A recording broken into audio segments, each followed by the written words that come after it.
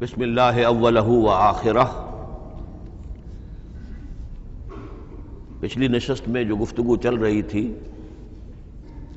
وہ فہم قرآن کے ضمن میں کچھ بنیادی اصول کہ جنہیں اگر پیش نظر رکھا جائے تو سہولت ہو جائے قرآن کے سمجھنے میں۔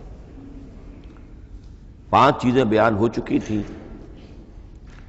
نمبر 1، قرآن کا اسلوب استدلال منطقی نہیں ہے، فطری ہے، نیچرل اور خطابی ہے، انسان کو خود غور و فکر کرنے اور اپنے اندر جھانکنے کی دعوت دیتا ہے قرآن۔ ثانیاً، قرآن مجید کی آیات میں تقسیم ہے محکمات اور متشابہات، اور سورہ آل عمران میں جہاں اس کا ذکر ہے فرما دیا گیا ہے کہ اہل ایمان کا شیوہ یہ ہونا چاہیے کہ وہ محکمات پر اپنی توجہ کو مرکوز رکھیں اور متشابہات کے بارے میں اجمالی طور پر یقین رکھیں کہ اللہ کی طرف سے ہے، یقیناً حق ہے، چاہے وہ ہماری سمجھ میں آئی ہے یا نہیں آئی۔ لیکن اس میں جو ایک براڈ تقسیم ہے وہ یہ کہ آیات الاحکام سب کی سب محکمات ہیں مستقل، اور عالم غیب، عالم آخرہ، عالم برزخ، عالم ارواح، عالم ملائکہ، اس کے تمام امور مستقل طور پر متشابہات میں سے ہے۔ البتہ ایک تیسری کیٹیگری ہے کہ جو سائنٹیفک فینومینا کے ضمن میں ہو سکتا ہے کہ ایک شے آج متشابہات میں ہو، کل وہ محکمات میں داخل ہو جائے، جبکہ انسانی علم جو ہے وہاں تک پہنچ جائے اور اس کا ادراک کر سکے۔ نمبر 3، تفسیر زیادہ تر لفظی طور پر اور نحو اور صرف سے بحث کرتی ہے، تعویل کا مقصد ہے اصل مدلول تک پہنچنے کی کوشش کرنا۔ نمبر 4، تعویل میں عام اور خاص، خاص کانٹیکسٹ میں، زمان و مکان کے خاص کانٹیکسٹ میں جب قرآن نازل ہوا تو کسی آیت کا کیا اصل مفہوم تھا جو سمجھا گیا۔ اس میں شان نزول کی روایات کو بھی اہمیت حاصل ہوگی۔ لیکن چونکہ قرآن مجید صرف اس دور کے لیے یا اس علاقے کے لوگوں کے لیے ہدایت نامہ بن کر نہیں آیا تھا، بلکہ پوری نوع انسانی کے لیے تا ابد الآباد، لہذا اسی میں وہ مضمر ہے، اس میں وہ ہدایت مضمر ہے۔ یہ تعویل عام کر کے آیت کے الفاظ، ان کا در و بست اور آیت کا سیاق و سباق اس کے حوالے سے، اور القرآن یفسر بعضہ بعضا کے حوالے سے یقیناً جو ہے اس میں ابدی ہدایت جو مضمر ہے وہ بھی حاصل کی جا سکتی ہے۔ نمبر 5، تذکر اور تدبر کا فرق، یہ دونوں الفاظ قرآن کے ہیں۔ تذکر کے لیے 4 مرتبہ اللہ نے سورہ قمر میں چیلنجنگ انداز میں فرمایا ہے وَلَقَدْ يَسَّرْنَا الْقُرْآنَ لِلذِّكْرِ فَهَلْ مِن مُّدَّكِرٍ، ہم نے قرآن کو ذکر کے لیے، تذکر کے لیے، ہدایت اخذ کرنے کے لیے، بنیادی نصیحت حاصل کرنے کے لیے نہایت آسان بنایا ہے۔ تو ہے کوئی جو اس سے تذکر کرنا چاہے؟ اس تذکر بالقرآن کے لیے صرف یہ کافی ہے کہ انسان عربی زبان سے اتنا واقف ہو کہ اس کا ایک براہ راست مفہوم سمجھتا چلا جائے، اور دوسری شرط لازم ہے نیت کی درستی، طلب ہدایت پیش نظر ہو، اپنے علم کی دھوس جمانا جو ہے وہ مقصود نہ ہو، تو قرآن مجید سے تذکر حاصل ہو جائے۔ تدبر کے اعتبار سے قرآن مجید مشکل ترین کتاب ہے، بلکہ میں نے اس وقت ایک غلط لفظ استعمال کر دیا تھا، دنیا کی مشکل ترین، یہ دنیا کی کتاب ہے ہی نہیں، یہ تو مشکل ترین کتاب ہے، بہی معنی کہ اللہ تعالیٰ کے علم کامل سے اس کا نزول ہوا ہے، اس علم کا احاطہ کسی انسان کے لیے ممکن نہیں ہے۔ اسی طرح یہ قرآن ایک ایسے سمندر کے مانند ہے جس کا نہ کوئی کنارہ ہے اور نہ ہی اس کی کوئی تہہ ہے، اس میں پوری زندگیاں کھپانے کے باوجود بھی افلا یتدبرون القرآن، تدبر، لیدبروا آیاتہ ولیتذکر اولو الالباب، یہ 2 اصطلاحات خود قرآن کی ہیں۔ میرا جو کتابچہ ہے مسلمانوں پر قرآن مجید کے حقوق، اس میں میں نے ان پر تفصیل سے بحث کی۔ نمبر 6، 2 اعتبارات سے قرآن مجید پر غور کرنے والے کا ایٹیچیوڈ ایک دوسرے سے بالکل متضاد ہوگا۔ احکام کے حوالے سے ایک طالب علم کا رخ پیچھے کی طرف ہونا چاہیے، اسلاف نے کیا سمجھا، ان سے پہلوں نے کیا سمجھا، ان سے پہلوں نے کیا سمجھا، صحابہ نے کیا سمجھا، یہاں تک کہ اپنے آپ کو محمد الرسول اللہ کے قدموں میں پہنچا دیجیے۔ دین کا عملی پہلو، حلال اور حرام، جائز و ناجائز، یہ چیزیں آپ کو، یہ نہیں کہ آپ کو نئے زمانے کی وہ جو بھی ریسرچ ہو اس کے حوالے سے اور نئے زمانے کے سائنسی جو حقائق ہیں ان کے حوالے سے بات کریں۔ دوڑ پیچھے کی طرف ہے گردش ایام تو، پیچھے سے پیچھے، پیچھے سے پیچھے، یہاں تک کہ مصطفیٰ برسا خیش را کے دی ہم اوست اگر بہو نہ رسیدی تمام مولا پیچھے۔ لیکن حکمت، سائنس اس کے حوالے سے آگے بڑھی ہے، آگے سے آگے بڑھی ہے۔ وہ تو میں عرض کر چکا ہوں کہ وہ جو فینومینا قرآن مجید میں سائنٹیفک مذکور ہیں ان کی اصل حقیقت جو ہے وہ ہمارے اگر اسلاف کو سمجھ میں نہیں آ سکی تو بات سمجھ میں آتی ہے۔ ابھی علم کی سطح ہی اتنی کمزور تھی، اتنی نیچی تھی کہ ان کی اس کا ادراک ممکن نہیں تھا۔ اس میں آگے بڑھیے تو اس میں بالکل متضاد ہو گیا کہ ایک میں زمانے کا ساتھ دینے کی بجائے زمانے سے بھی آگے چلو، اور ایک میں پیچھے پیچھے پیچھے پیچھے، یہاں تک کہ محمد الرسول اللہ والذین معہ، محمد الرسول اللہ والذین معہ، ان کے قدموں تک اپنے آپ کو پہنچا دو۔ آخری شے فہم قرآن کے ضمن میں، لیکن یہ last but not the least کے مصداق ہے۔ یہ بات بہت صراحت کے ساتھ مولانا مودودی نے لکھی ہے تفہیم القرآن کے مقدمے میں، اور بہت اہم بات ہے، بہت اہم بات۔ اور وہ یہ ہے کہ قرآن مجید ایک ایسی کتاب نہیں ہے جسے کوئی محقق اور ریسرچ اسکالر اپنی لائبریری میں بیٹھ کر اور ریفرنس بک سامنے رکھ کر ادھر سے ادھر اور سمجھ لے۔ اس کے سمجھنے کی شرط لازم یہ ہے کہ جو یہ راستہ دکھاتا ہے اس پر چلنا شروع کرے۔ ایک ایک قدم کے بعد قرآنی حقائق مزید منکشف ہوں گے، اور مزید منکشف ہوں گے، اور مزید منکشف ہوں گے۔ جب تک قرآن مجید کے بتائے ہوئے راستے پر آدمی چلے گا نہیں، قرآن کی اصل حقیقت اس پر کبھی منکشف نہیں ہوگی۔ چاہے تفسیر لکھ دے، وہ تو لفظوں کی بحث ہے، صرف اور نحو ہے، یا روایات ہیں، وہ جمع کر دیجئے۔ لیکن یہ کہ قرآن مجید کا صحیح فہم عمل کے بغیر ممکن نہیں۔ جیسے قرآن مجید میں آتا زادتہم ایمانا، ایمان بڑھتا ہے، عمل کے ذریعے سے ایمان بڑھتا ہے۔ میں اس میں ایک شے کا اضافہ کر رہا ہوں۔ میرے نزدیک قرآن مجید مینول آف ریولیوشن، محمد عربی صلی اللہ علیہ وسلم نے ایک عظیم انقلاب برپا کیا دنیا میں، اور ایک انقلابی جد و جہد کی ہے۔ دعوت کے قبول کرنے والوں کو منظم کرنا، ان میں سم و طاعت کی عادت پیدا کرنا، پھر ان میں تن من دھن قربان کرنے کا جذبہ پیدا کرنا، پھر ان کا تزکیہ کرنا، ان کی تربیت، پھر جب وہ تیار ہو جائیں تو باطل سے ٹکر، اور اس میں پھر جہاد اور قتال کے مراحل، تاکہ انقلاب آ گیا، اور یہ کہ جاء الحق وزہق الباطل ان الباطل کان زہوقا۔ اس جد و جہد کے ہر مرحلے پر قرآن نازل ہو رہا ہے، جو اس مرحلے کے جو مسائل ہیں، جو اس مرحلے کے پرابلمز ہیں، جو اس مرحلے کی مشکلات ہیں، ان سے بحث کر رہا ہے۔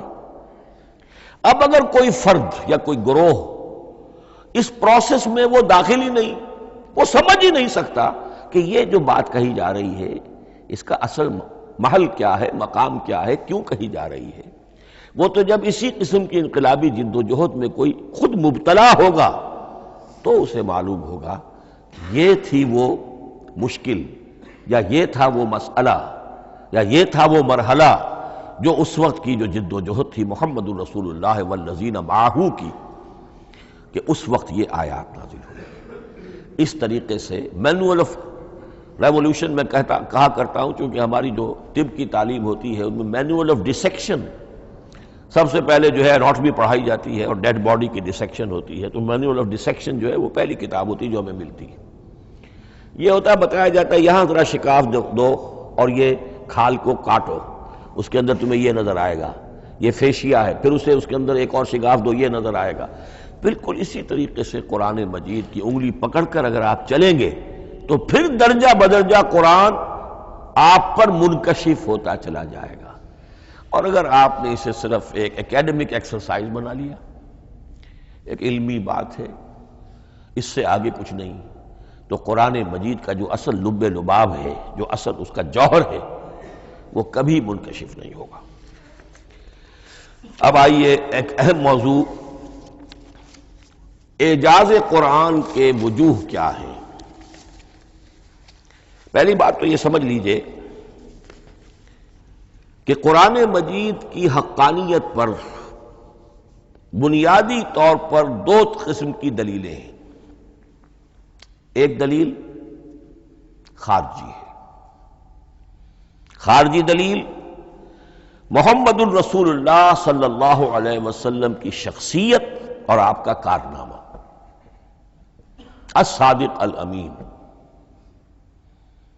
قد لبثت فیکم عمرا، میں تمہارے مابین ایک عمر گزار چکا ہوں، تم نے مجھے دیکھا، میرا کردار دیکھا، تم نے خود مجھے الصادق اور الامین کا جو ہے خطاب دیا،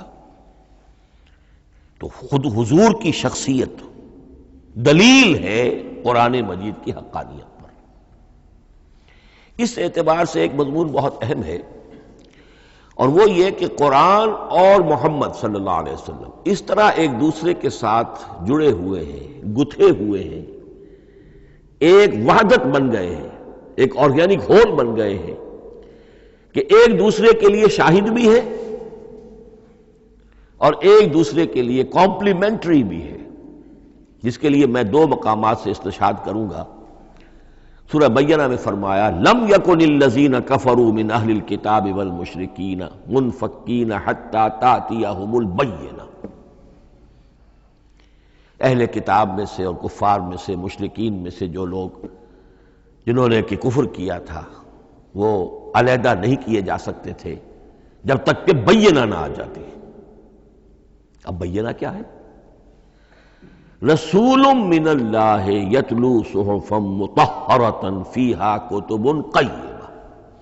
بینہ دو چیزوں سے مل کر بنی، رسول من اللہ یتلو صحفا مطہرۃ فیہا کتب قیمہ، رسول اور قرآن مل کر بینہ ہے۔ رسول کی شخصیت بین ہے، اور یہ قرآن مجید کے لیے دلیل ہے۔ دوسری طرف قرآن مجید محمد کی رسالت کا ثبوت ہے، جیسے کہ آپ دیکھتے ہیں یاسین والقرآن الحکیم انک لمن المرسلین، والقرآن الحکیم، قسم ہے اس قرآن حکیم کی، یعنی یہ قرآن حکیم گواہ ہے، شاہد عادل ہے کہ اے محمد آپ اللہ کے رسول ہیں۔ محمد کی شخصیت، حقانیت قرآن پر دلیل، قرآن محمد کی رسالت پر دلیل، ایک دوسرے کے شاہد۔ دوسرا مقام سورہ طلاق کا ہے، قد انزل الیکم ذکرا، دیکھو لوگو اللہ نے تمہارے لیے یاد دہانی ذکر نازل کر دیا ہے۔ وہ یاد دہانی کیا ہے؟ رسولا یتلو علیکم آیات اللہ مبینات، اللہ کا ایک رسول پڑھ کر سنا رہا ہے اللہ کی آیات بینات۔ یہ دونوں چیزیں مل کر بینہ بنا، دونوں چیزیں مل کر ذکرا بنا۔ اس حوالے سے یہ دونوں چیزیں ایک دوسرے کے ساتھ یوں سمجھیے کہ اس طریقے سے گتھی ہوئی ہیں، دونوں حقیقتیں اس طرح جمع ہیں کہ ایک دوسرے سے جدا نہیں کی جا سکتی۔ اگلی بات یہ سمجھیے کہ قرآن مجید محمد الرسول اللہ کا اصل معجزہ، بلکہ اس سے آگے بڑھ کر ایک لفظ استعمال کروں گا، واحد معجزہ ہے۔ آپ شاید حیران ہو کہ اور بھی تو معجزات بیان ہوتے ہیں حضور کے، لیکن میری بات سمجھیے، غور کیجئے، ان واقعات سے مجھے انکار نہیں ہے، لیکن جو بات میں کہنا چاہتا ہوں اس کو اچھی طرح سمجھیے۔ معجزہ کہتے کسے ہیں؟ معجزہ عاجز کر دینے والی شے. اس معجزے میں دو چیزیں ہونی لازم ہیں: دعویٰ اور تحدی، چیلنج. جب کہ کوئی خرق عادت کوئی شے پیدا ہو جائے، خرق عادت اسے کہتے ہیں کہ فزیکل لا ایک ہے، پانی، واٹر کیپس اٹس سرفیس، حضرت موسیٰ کا عصا اس پر لگا اور سمندر پھٹ گیا. خرق عادت ہے، یعنی جو عادی قانون ہے، عام طور پر جو قوانین طبعیہ ہیں، ان کا پھٹ جانا، ختم ہو جانا، ٹوٹ جانا، اور کسی حقیقت کا اس میں سے ظاہر ہو جانا جو ان فزیکل لاز کے خلاف. آگ کے بارے میں قانون کیا ہے؟ وہ جلاتی ہے. لیکن یہ کہ یہ معجزہ ہے، یہ خرق عادت ہے کہ حضرت ابراہیم آگ میں ڈالے گئے، اس نے نہیں جلایا. یا نارو کونی بردن و سلام علی ابراہیم. تو خرق عادت کو اب دو قسموں میں آپ سمجھیے. ایک خرق عادت وہ ہے جو دعوے کے ساتھ پیش کیا جائے، اپنی صداقت، اپنی رسالت کی حقانیت اور صداقت کے ثبوت کے طور پر، اور اس میں چیلنج کیا جائے کہ آؤ مقابلہ کر لو. وہ اس رسول کا اصل معجزہ ہوتا ہے. ایک خرق عادت وہ ہے جو اللہ تعالیٰ اپنے نیک بندوں کی بزرگی کو ظاہر کرنے کے لیے، غیر انبیاء کے لیے بھی کرامات جنہیں ہم کہتے ہیں ہو جاتی ہے. بہت سے صحابہ سے وہ کرامات ثابت ہیں. حضرت عمر رضی اللہ تعالی عنہ کو شام کا میدان جنگ دکھا دیا گیا، یا ساریۃ الی الجبل کے الفاظ آپ نے فرمائے. ابھی تو ٹیلی ویژن کہیں نہیں تھا، ابھی یہ سارے وسائل و ذرائع موجود نہیں تھے. یہ خرق عادت ہے. غیر نبی کے لیے اسے ہم کہیں گے کہ یہ کرامات ہے. نبی کے لیے لفظ معجزہ اختیار کر لیا جاتا ہے، لیکن معجزہ اس کو نہیں کہنا چاہیے. اصل میں یہ بھی نبی کے لیے کرامات کے درجے کی شے ہے جو اس سے بلند ہے. معجزہ وہ ہے جسے کوئی نبی دلیل کے طور پر پیش کرے اور اس پر چیلنج کرے کہ آؤ اور مقابلہ کرو. مثلا حضرت موسیٰ علیہ السلام کو دو معجزے دیے گئے، اور اس میں سے جو سانپ بن جانا تھا لاٹھی کا، وہ معجزہ ہے جس پر چیلنج بھی آیا اور ساحروں سے مقابلہ بھی کیا، اور ساحر شکست کھا گئے، عاجز آ گئے. القی السحرۃ ساجدین، وہ سارے جادوگر جو ہے فوری طور پر بے اختیار سجدے میں گر گئے. آمنا برب موسیٰ و ہارون، ہم ایمان لے آئے موسیٰ اور ہارون کے رب پر. یہ معجزہ ہے.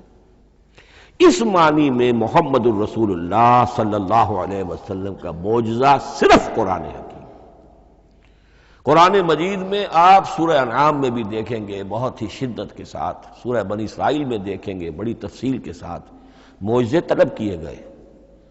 آپ اس مکے کی سرزمین میں ابھی ہمارے دیکھتے ہی دیکھتے چشمہ نکال دیجئے، ہم مان لیں گے آپ اللہ کے رسول ہیں. آپ ہماری نگاہوں کے سامنے آسمان پر چڑھ کر دکھائیے، پھر وہاں سے کتاب لے کر اتریے، پھر ہم سمجھ لیں گے آپ اللہ کے رسول ہیں. آپ کے لیے چشم زدن میں کوئی محل سونے کا چاندی کا تیار ہو جائے، مان لیں گے آپ کو اللہ کے رسول ہیں. آپ اس بے آب و گیا وادی میں فوراً ایک باغ جو ہے اپنے لیے بنا کے دکھا دیں، مان لیں گے کہ آپ اللہ کے رسول ہیں. ایسے تمام مطالبات پر اللہ تعالیٰ کی طرف سے کوڑا جواب ملا، اللہ اس قسم کی کوئی شے نہیں دکھائے گا. بلکہ سورہ انعام جب ہم پڑھیں گے وہاں تو بہت ہی واقعہ یہ ہے کہ اس کو پڑھ کر رقت طاری ہوتی ہے کہ ایک موقع پر ایسا محسوس ہوتا ہے کہ حضور صلی اللہ علیہ وسلم کی طبیعت مبارکہ میں یہ خیال پیدا ہو گیا کہ اللہ کو ایسی شے ان کو دکھائی دی جائے تاکہ چپ تو ہو جائیں. نہ بھی مانیں گے چپ تو ہوں گے، ورنہ تو عوام کے سامنے ان کی دلیل مجھ پر قائم ہو رہی ہے کہ بھائی یہ رسالت کے مدعی ہے. ہم کہتے ہیں معجزہ دکھاؤ، معجزہ نہیں دکھاتے، تو پوزیشن میری جو ہے کمزور ہو رہی ہے. وہاں جس انداز میں اللہ نے کہا ہے، ہرگز نہیں. اے نبی اگر آپ کے اختیار میں ہے تو کہیں آسمان پر سیڑھی لگا لیجئے، یا زمین میں سرنگ لگا کے کوئی معجزہ لا سکتے ہو تو لے آئیے، ہم نہیں دکھائیں گے. رقت طاری ہوتی ہے. تو حضور کا معجزہ اس معنی میں صرف ایک ہے اور وہ قرآن ہے. اچھا، اس کے لیے کیسے کیسے چیلنج کیے گئے؟ ام یقولون تقولہ بل لا یؤمنون فلیاتوا بحدیث مثلہ ان کانوا صادقین. سورۃ الطور. کیا ان لوگوں کا کہنا یہ ہے کہ یہ کلام خود محمد نے موضوع کر لیا ہے صلی اللہ علیہ وسلم؟ تو اگر ایسی بات ہے تو وہ بھی ایسا ہی کلام پیش کر دیں. اس تحدی، اس چیلنج کو کوئی قبول نہیں کر سکا. کم سے کم اس شرافت کا اقرار کرنا پڑتا ہے کہ اس وقت عرب قوم میں یہ شرافت تھی کہ کسی نے اٹمپٹ بھی نہیں کی. ورنہ کوئی شخص الٹی سیدھی عبارت لکھ کر لے آتا اور کھڑا ہو کر کہہ دیتا کہ ٹھیک میں کہتا ہوں یہ ہے، یہ قرآن کی طرح کا کلام ہے. نہیں، کسی نے نہیں کیا. تاریخ یہ بتاتی ہے کہ اس تحدی کا کوئی کسی نے قبول نہیں کیا. اسی طرح فرمایا سورہ بنی اسرائیل میں قُلْ لَئِنِ اجْتَمَعَتِ الْإِنسُ وَالْجِنُّ عَلَىٰ أَن يَأْتُوا بِمِثْلِ هَٰذَا الْقُرْآنِ لَا يَأْتُونَ بِمِثْلِهِ وَلَوْ كَانَ بَعْضُهُمْ لِبَعْضٍ ظَهِيرًا. چیلنج ہے، اے نبی کہہ دیجئے اگر تمام انسان، تمام جن مل کر بھی چاہیں کہ ایسی کوئی کتاب وہ مرتب کر لے، نہیں کر سکیں گے، چاہے وہ سب کے سب ایک دوسرے کی مدد کریں. ہے کہ نہیں چیلنج؟ اسی طریقے سے سورہ ہود میں فرمایا، اب اس کو کہتے ہیں برسبیل تنزل، پوری کتاب نہیں لا سکتے قرآن جیسی، چلو تو 10 صورتیں ہی لے آؤ. قُلْ فَاتُوا بِعَشْرِ سُوَرٍ مِثْلَهُ مُفْتَرَيَاتٍ، اے کہیے اے نبی، سورہ ہود کی آیت نمبر 13 ہے، اس جیسی کوئی 10 صورتیں ہی لے آؤ. 114 نہ صحیح، 10 صحیح. یہ بھی نہیں ہوا تو برسبیل تنزل اور سورہ یونس میں فرمایا قُلْ فَاتُوا بِسُورَةٍ مِّن مِثْلِهِ، ایک صورت ہی لے آؤ. اور اسی کو سورہ بقرہ کے 30 رکوع میں دہرایا گیا، وَإِن كُنتُمْ فِي رَيْبٍ مِّمَّا نَزَّلْنَا عَلَىٰ عَبْدِنَا فَأْتُوا بِسُورَةٍ مِّن مِّثْلِهِ وَادْعُوا شُهَدَاءَكُم مِّن دُونِ اللَّهِ إِن كُنتُمْ صَادِقِينَ. لیکن نوٹ کر لیجئے کہ کسی نے یہ جرت نہیں کی، نہ قرآن کے اس دعوے کو چیلنج کیا، نہ کسی نے مقابلے کی کوشش کی، نہ کوئی اپنی کوئی تصنیف و تالیف یا اپنا کوئی کمپوزیشن لا کر اور یہ دعویٰ کر کے کھڑا ہوا کہ جمع کر لیجئے، منصف بلا لیجئے، کوئی کمیشن بٹھا لیجئے، میرا یہ کلام بھی بالکل ہم وزن ہے اس کلام کے. نہیں. اب ہمیں دیکھنا یہ ہے کہ وجوہ اعجاز قرآن مجید کے کیا کیا ہے. معجزہ تو یہ ہے، حضور کا اصل معجزہ یہ ہے، لیکن معجزہ کس کس پہلو سے ہے؟ یہ ایک ایسا موضوع ہے کہ جس پر پوری تصانیف لکھی گئی ہیں. وجوہ الاعجاز، وجوہ اعجاز القرآن، قرآن کے معجزہ ہونے کے کون کون سے پہلو ہیں. اس کا واقعہ یہ ہے کہ احسان ناممکن ہے، اور جیسے جیسے زمانہ آگے بڑھے گا اس کے اور پہلو واضح ہوتے جائیں گے. سنوریہم آیاتنا فی الآفاق وفی انفسہم حتی یتبین لہم انہ الحق. لیکن یہ کہ کس کس پہلو سے یہ معجزہ ہے، چند موٹی موٹی باتیں ضرور سمجھ لیجئے. لغت، ادب، فصاحت، بلاغت، عذوبت، مٹھاس، اس کے اعتبار سے قرآن معجزہ ہے. لیکن اس اعتبار سے قرآن معجزہ ہے یا تو تھا اپنے زمانے کے عربوں کے لیے، غیر عرب کے لیے تو نہیں تھا. غیر عرب جو ہے قرآن مجید کی جو بھی فصاحت و بلاغت ہے، اس کا جو لٹریری بیوٹی ہے، اس کو تو وہ اپریشیٹ نہیں کر سکتا تھا. یہ حصہ جو ہے یا تو عربوں کے لیے تھا اس وقت دائمی، یا آج بھی عرب کچھ نہ کچھ، بہرحال عربی ان کی زبان ہے، وہ پڑھتے ہیں. جیسا کہ میں نے عرض کیا تھا، چاہے عیسائی ہوں اور چاہے یہودی ہوں، وہ بھی اپنے ہاں لٹریچر کی، عربی لٹریچر کی ہائیسٹ کتاب کی حیثیت سے قرآن مجید کو پڑھانے پر مجبور ہے. ایک پہلو اس کا یہ ہے. اور اسی کے حوالے سے نوٹ کیجئے حضرت لبید رضی اللہ تعالی عنہ، یہ سبع معلقہ کے شعراء میں سے تھے آخری. عربوں میں چونکہ اس کا بڑا چرچا تھا شاعری کا، تو ان کا جو سالانہ جشن ایک ہوتا تھا، اس میں وہ بہت بڑے بڑے شعراء سب جمع ہوتے تھے، اپنے اپنے قصیدے پڑھتے تھے، اور جس کا قصیدہ سمجھا جاتا تھا کہ سب سے اعلیٰ ہے، سب سے بلند ہے، سب سے عمدہ ہے، اب اسے اس سال کے لیے وہ گویا کہ ملک الشعراء اس کو مانا جاتا تھا کہ یہ شاعروں کا بادشاہ ہے، اور تمام شاعر اسے سجدہ کرتے تھے بالفعل، اور اس کے قصیدے کو کعبے کی دیوار کے ساتھ ٹانگ دیا جاتا تھا، معلق کر دیا جاتا تھا. ایسے 7 قصیدے ہیں جن کے مجموعے کا نام ہے سبع معلقہ. اس سبع معلقہ جو ہے 7 جو سلسلے ہیں، ان میں آخری حضرت لبید کا ہے. وہ ایمان لے آئے. ایمان لانے کے بعد انہوں نے شعر کہنا چھوڑ دیا. اس پر حضرت عمر نے ایک دفعہ ان سے کہا کہ لبید اب آپ شعر نہیں کہتے. ان کا جواب تھا ابعد القرآن، کیا قرآن کے بعد بھی کسی کے لیے کوئی موقع ہے کہ وہ کچھ کہنے کی کوشش کرے؟ فصاحت اور بلاغت کی تو معراج قرآن مجید ہے، وہ آ چکی ہے. تو جہاں تک اہل عرب کے لیے اس کا معجزہ ہونا خاص طور پر اس دور میں اور اب بھی کسی درجے میں، اس میں تو اہمیت ہے اس کی ادبیت، اس کی فصاحت، اس کی بلاغت، اس کی عذوبت. دائمی اور ابدی یہ کس اعتبار سے معجزہ ہے؟ عہد حاضر میں اور غیر عرب لوگوں کے لیے. نمبر ایک، سائنسی حقائق کا انکشاف.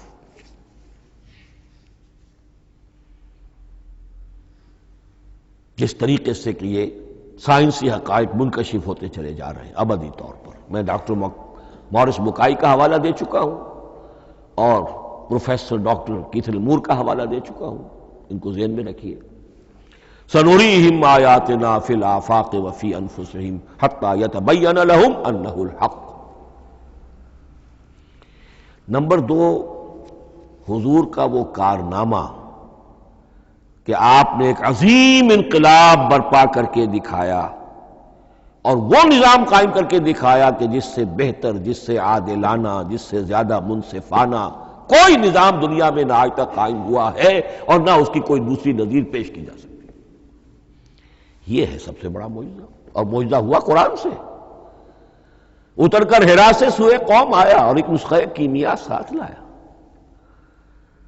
یہ سارا معجزہ، جیسا کہ میں نے شروع میں عرض کیا ہے، محمد اور قرآن دونوں مل کر بینہ بھی ہے تو رسول من اللہ یتلو صحفا مطہرۃ فیہا کتب قیمہ، اور قد انزل الیکم ذکرا رسولا یتلو علیکم آیات اللہ المبینات. یہ معجزہ جو ہے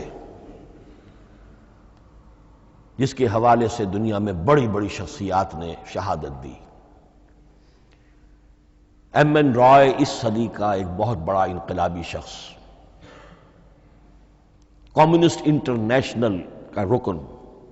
اس صدی کی ابتدا میں جو شورا تھا، جو غلغلہ تھا، جو ولولہ تھا بولشوک ریولوشن کا، اور جو دنیا کے اندر ایک دھوم مچ گئی تھی، اس کو ذہن میں رکھیے. اور اس میں کمیونسٹ انٹرنیشنل کا رکن ایم این رائے 1920 میں اس نے لاہور میں ایک خطبہ دیا تھا، ہسٹوریکل رول آف اسلام. اور اس نے کہا تھا تاریخ انسانی کا عظیم ترین انقلاب وہ ہے کہ جو محمد نے برپا کیا صلی اللہ علیہ وسلم. آج بھی یہ کتاب بھارت میں چھپتی ہے، بامبے کا ایک پبلشر شائع کرتا ہے، historical role of Islam by M N Roy. پھر آگے چلیے، ایچ جی ویلز اگرچہ انتہائی رقیق حملے کرتا ہے حضور کی زندگی کے بعض پہلوؤں پر، جیسے رشدی نے کیے ہیں یا جیسے تسلیمہ نسرین ایک بنگالی خاتون نے کیے ہیں، اسی طرح کے حملے کیے اس نے بھی. اور یہ اس لیے بتا رہا ہوں کہ یہ اسٹیبلش ہو جائے کہ وہ دوست نہیں ہے، دشمن ہے.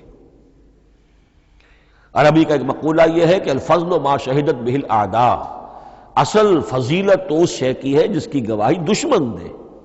دوست تو تعریف کریں گے، قابل تعریف شے کی بھی تعریف کریں گے، بڑھ چڑھ کر کریں گے. یہ بھی ہو سکتا ہے کسی قابل مذمت شے کی بھی تعریف کر بیٹھے، دوست تو ہوئے. دشمن جو ہے وہ تو ظاہر بات ہے اسی بات کو مانے گا کہ جس میں کسی شک و شبہ کی گنجائش نہ ہو. اس لیے میں نے عرض کیا کہ دشمن ہے، رقیق حملے کرتا ہے. لیکن آخر میں جب آتا ہے concise history of the world میں چیپٹر جو ہے حضور پر، اس میں خطبہ حجۃ الوداع کا وہ حوالہ دیتا ہے، لا فضل لعربی علی عجمی ولا لعجمی علی عربی ولا لاحمر علی اسود ولا لاسود علی احمر الا بالتقوی.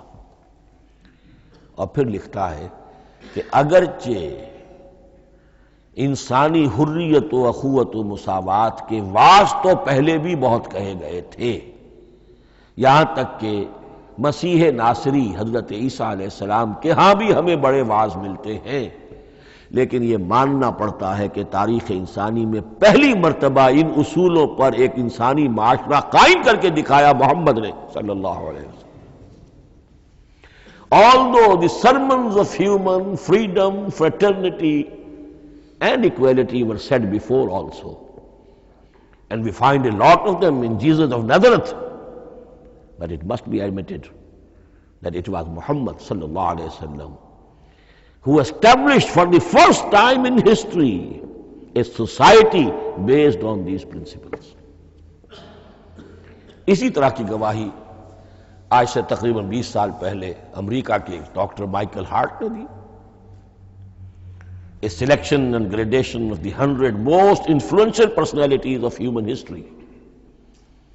اور نمبر 1 پر محمد کا ذکر کر رہا ہے صلی اللہ علیہ وسلم، اور کہتا ہے naturally I owe an explanation, میں عیسائی ہوں اور ابھی تک عیسائی ہے وہ، اس کی موت کی بھی ابھی کوئی خبر نہیں آئی ہے، عیسائی ہے، لیکن یہ کہ اس نے حضور کو نمبر 1 پر رکھا، حضرت عیسیٰ کو نمبر 3 پہ لے گیا. تو naturally I owe an explanation, اور پھر ایکسپلینیشن دی ہے this is because he is the only person supremely successful in both the religious and secular fields. یہ دونوں میدان جو ہے مذہب اور روحانیت اور دوسری طرف سیاست اور حکومت اور ریاست، ان دونوں میدانوں میں بیک وقت انتہائی کامیاب انسان صرف ایک ہے، اور وہ محمد ہے صلی اللہ علیہ وسلم. یا تو آدمی اس میں اونچا ہوتا ہے، روحانیت میں ہے، دین میں ہے، اخلاق میں ہے، تو سیاست اور ریاست میں زیرو ہوگا. یا کوئی بہت بڑا بادشاہ ہے، بڑا حکمران ہے، بڑا فاتح ہے، سکندر اعظم ہے، تو وہ اخلاقیات میں اور روحانیات میں زیرو نہیں، مائنس ہوگا. یہ معاملہ کہ دونوں میں this is because he is the only person supremely successful in both the religious and the secular fields. لیکن یہ بات نوٹ کر لیجئے کہ جو تازہ ایڈیشن ہے اس کتاب کا، اس میں سے یہ پیسج نکال دیا ہے نئے جو ایڈیٹرز ہیں انہوں نے. اس کے لیے آپ کو کسی پرانے ایڈیشن سے رجوع کرنا پڑے گا، concise history of the world, اور وہ لائبریریوں میں مل جائے گا. علامہ اقبال نے اس بات کو یوں بیان کیا ہے، ہر کجا بینی جہان رنگ و بو، کہ از خاکش بروید آرزو، یاد نور مصطفیٰ اورا بہاس، یا ہنود اندر تلاش مصطفیٰ است. اس دنیا میں تمدن کے اعتبار سے، اخلاق کے اعتبار سے، معاشرت کے اعتبار سے کہیں کوئی خوبی اگر تمہیں نظر آتی ہے، کوئی رمق نور کی، خوبی کی، بھلائی کی، رنگ و بو، جان لو کہ یا تو وہ نور محمدی سے مستعار لی گئی ہے، اور یا ابھی تک انسان ابھی محمد کی تلاش میں ہے، ادھر جا رہا ہے، قافلہ ادھر جا رہا ہے، نوع انسانی کا چاروں ناچار ادھر جا رہا ہے. سوشل ایوولوشن کا پروسیس انسان کو افراط و تفرید کے دھکوں کے باوجود تدریجاً لے کر جا رہا ہے بحیثیت مجموعی پوری مین کائنڈ کو اسی بات کی طرف کہ جس کی طرف دعوت دی تھی محمد رسول اللہ صلی اللہ علیہ وسلم. ہر کجا بینی جہان رنگ و بو، کہ از خاکش بروید آرزو، یا ز نور مصطفیٰ اورا بہاست، یا ہنود اندر تلاش مصطفیٰ است. اسی اعتبار سے میں ایک بات اور کہہ رہا ہوں،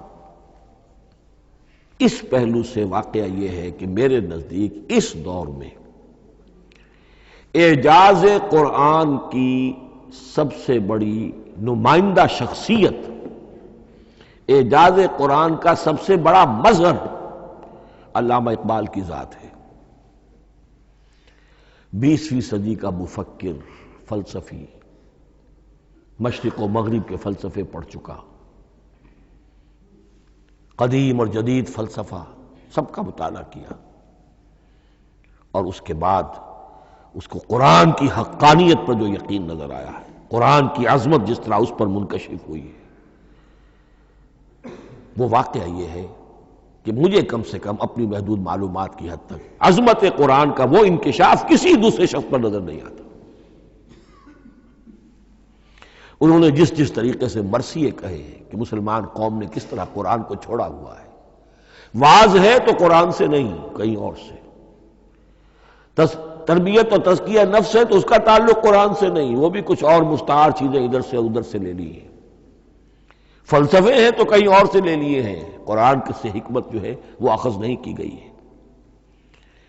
کیسے کیسے انہوں نے عظمت قرآن کا جو انکشاف ان پر ہوا، اس کی تعبیر کی ہے، کتاب زندہ قرآن حکیم، حکمت او لا یزال است و قدیم، حرف اورا ریب نئے، تبدیل نئے، آیا شرمندہ تعویل نئے، فاش گویا ماچے در دل مضمر است، یہ کتابیں نیز چیزیں دیگر است، مثل حق پنہاؤ ہم پیداستو، زندہ و پائندہ و گویاستو، چون بجاں در رفت جہاں دیگر شود، جہاں چو دیگر شد جہاں دیگر شود۔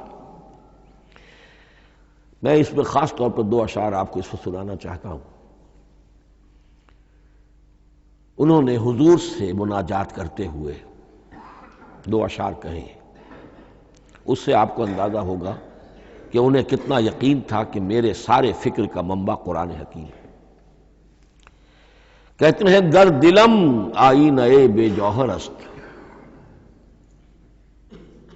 اے اللہ کے رسول صلی اللہ علیہ وسلم، اگر میرا دل اس آئینے کے مانند ہے جس میں چمک نہیں ہے، ورب حرفم غیر قرآن مضمر است، اور اگر میرے پیغام میں قرآن کے سوا کوئی شے شامل ہو گئی ہے، قرآن کے سوا کوئی چیز اس میں چھپی ہوئی ہے، مضمر ہے، پردہ ناموس فکرم چاک کن، تو میرے فکر کی ناموس کے دھجیاں بکھیر دیجئے، پردہ ناموس فکرم چاک کن، این خیامہ راز خارم پاک کن، اس شاہراہ کو اس کانٹے سے پاک کر دیجئے، کانٹا میرا، میں کانٹے کے مانند ہوں، پھر اٹھا کر پھینک دیجئے، روز محشر خار و رسوا کن مرا، بے نصیب از بوسہ پاک مرا، قیامت کے دن مجھے ذلیل و خوار کیجیے گا اور اپنے قدموں، اپنے پائے مبارک کا بوسہ لینے سے محروم کر دیجیے گا۔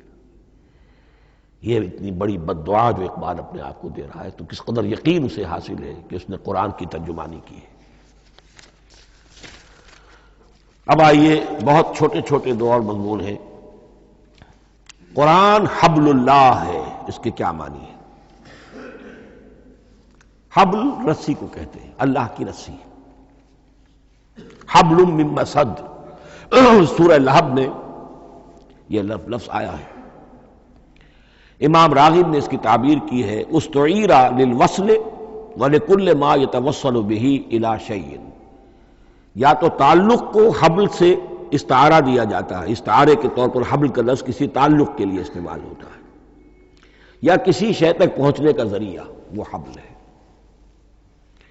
اب یہ ہمیں لفظ ملتا ہے حضرت علی رضی اللہ تعالیٰ عنہ کی روایت میں، هو حبل اللہ المتین، ترمذی میں یہ الفاظ موجود ہیں، حضرت علی سے منقول ہے رضی اللہ تعالی عنہ، یہی ہے اللہ کی مضبوط رسی، کیونکہ قرآن مجید میں آتا ہے وَاعْتَصِمُوا بِحَبْلِ اللَّهِ جَمِيعًا، تو حبل اللہ کون سی ہے؟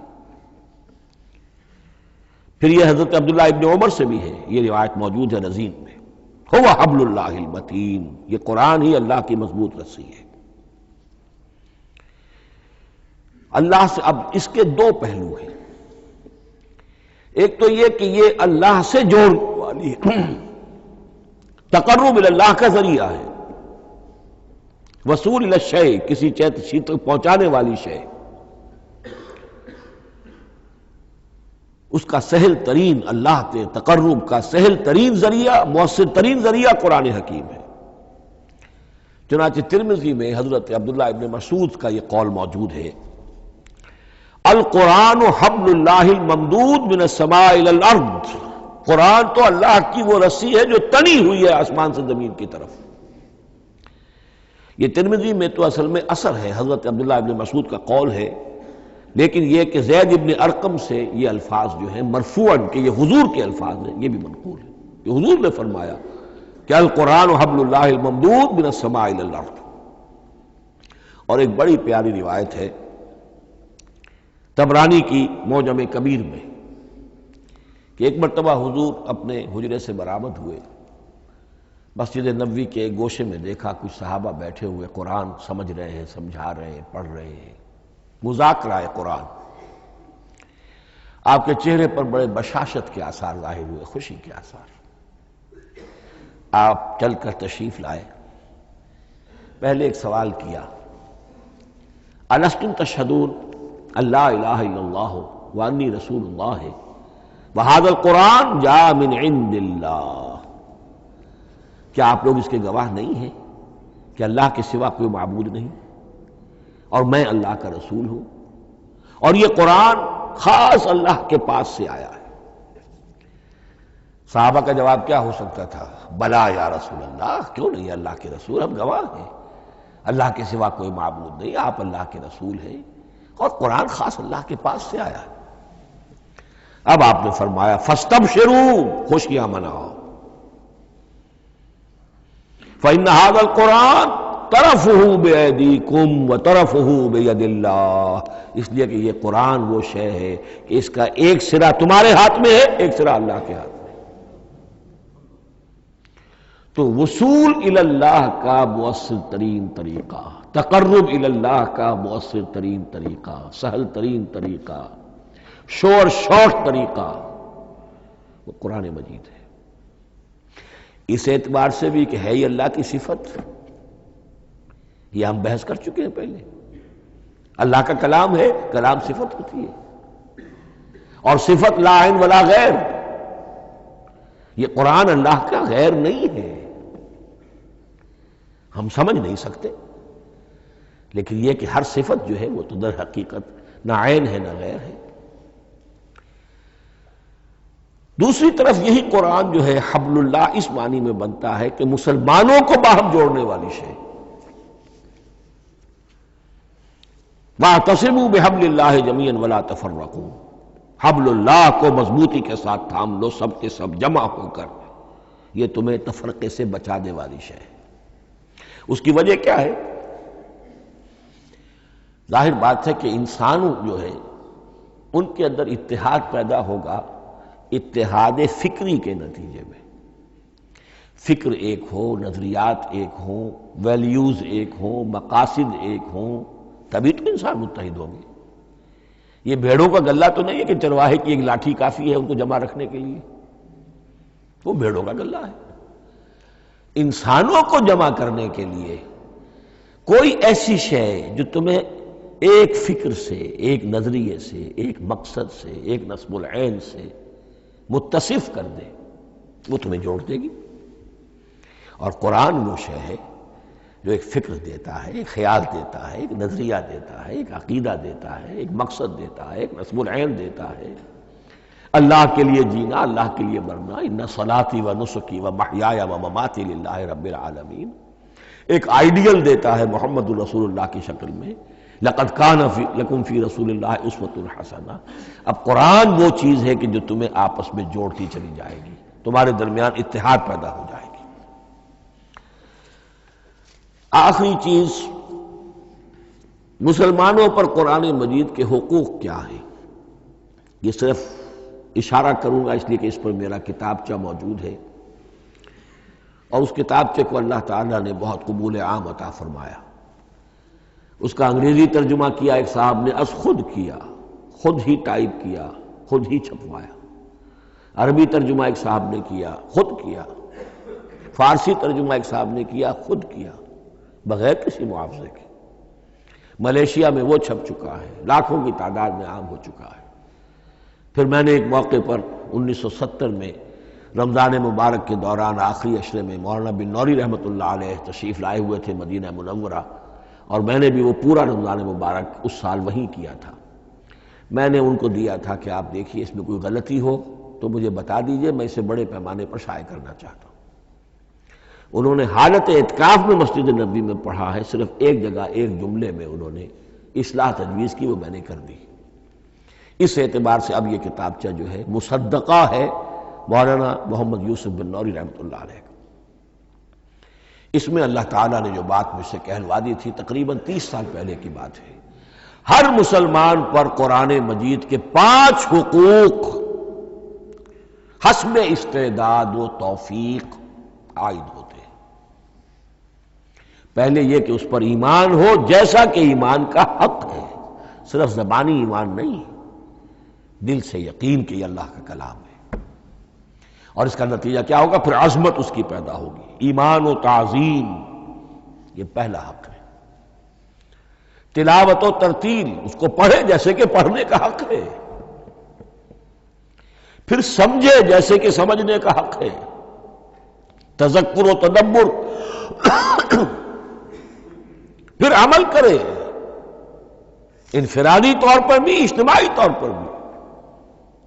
انفرادی طور پر جو آپ کی زندگی کے معاملات ہیں وہ آپ قرآن کے مطابق طے کریں، قومی سطح پر حکومت اور ریاست اور قانون اور سیاست اس کے سارے تقاضے قرآن کے مطابق پورے ہوں، اور آخری یہ کہ اس قرآن کو پہنچائیں اور عام کریں، جس کے لیے حضور نے اس حد تک اس میں عمومیت کر دی ہے کہ بلغوا انی ولو آیۃ، پہنچاؤ میری جانب سے خواہ ایک ہی آیت پہنچاؤ، میرا کوئی امتی اس سعادت سے بالکل محروم نہ رہ جائے۔ اول تو خیرکم من تعلم القرآن وعلمہ، تم میں سے بہترین لوگ وہ ہیں جو اسی کے لیے اپنے آپ کو وقف کر دیں، قرآن پڑھیں اور پڑھائیں، سیکھیں اور سکھائیں، سمجھیں اور سمجھائیں۔ اس لیے کہ سمجھنے اور سمجھانے، سیکھنے اور سکھانے، پڑھنے اور پڑھانے کا بھی کوئی ایک لیول تو نہیں ہے، ایک عام لوگوں کی سطح ہے، ایک ان سے اوپر کی سطح ہے، ایک انٹلیکچوئلز کی سطح ہے، ایک جینیس لوگوں کی سطح ہے۔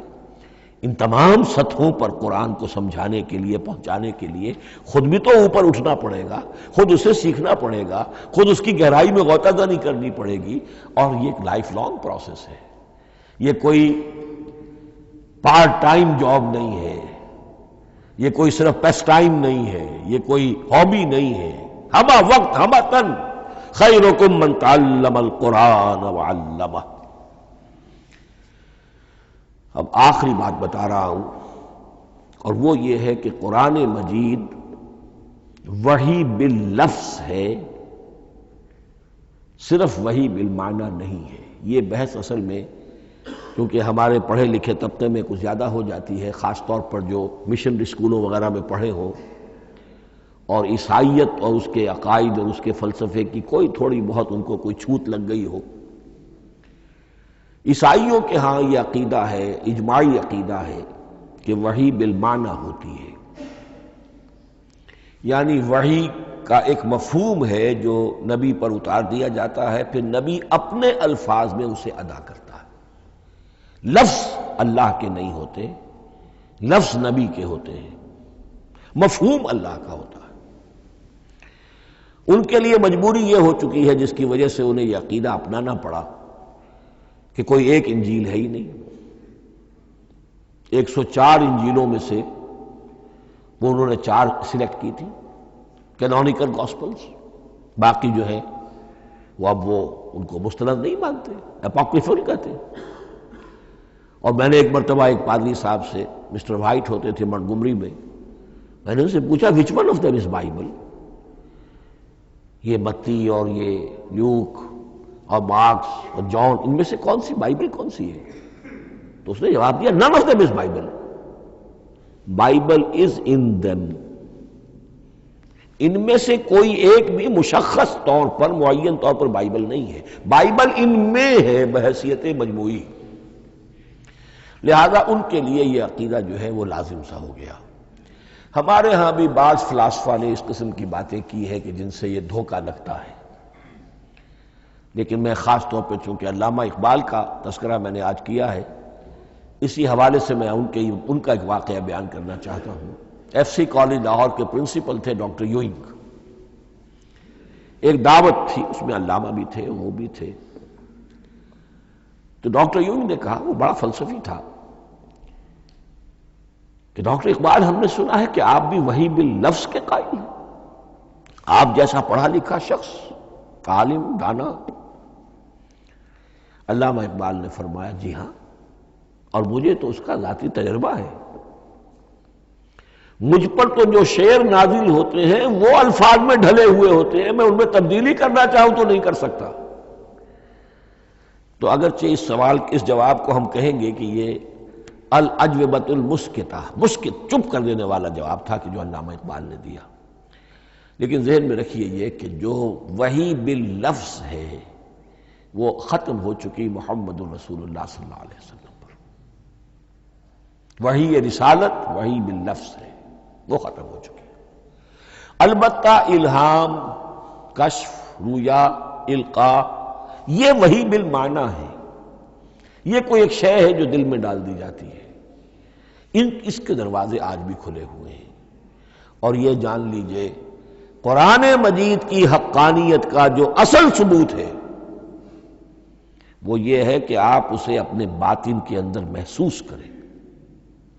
یہ جو باطنی تجربہ علامہ اقبال نے کہا ہے کہ انسان اپنے باطن میں محسوس کرے کہ ہاں یہ بات ہے، ٹھیک ہے، اس کے لیے کہ علامہ ابن قیم رحمۃ اللہ علیہ کا قول ایسا ہے، بڑا پیارا قول ہے۔ قرآن کے کچھ پڑھنے والے ایسے ہیں جب قرآن کو پڑھتے ہیں تو یوں محسوس کرتے ہیں کہ ہم مصحف سے نہیں پڑھ رہے، لوح قلب سے پڑھ رہے ہیں، ہمارے دل پر لکھا ہوا قرآن موجود ہے۔ یعنی ہماری فطرت، ہمارے اندر کی کوئی حقیقت ہے جو سرٹیفائی کر رہی ہے، توثیق کر رہی ہے، اٹیسٹ کر رہی ہے کہ ہاں یہ ٹھیک ہے۔ اور اس کی وجہ کیا ہے؟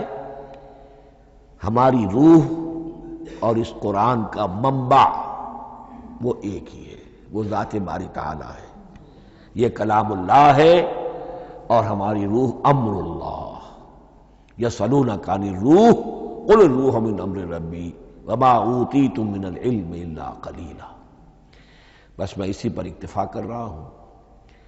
اب گمان غالب یہی ہے کہ کل تو تراویح ہوگی انشاءاللہ، اس لیے کہ سنا یہ ہے کہ آج بھی روزہ تھا سعودی عرب میں، تو اب اس سے زیادہ تو تاخیر اب ممکن نہیں ہے، تو کل انشاءاللہ تعالی دورہ ترجمہ قرآن شروع ہو جائے گا۔ بارک اللہ لی ولکم فی القرآن العظیم ونفعنی وإیاکم بالآیات والذکر الحکیم۔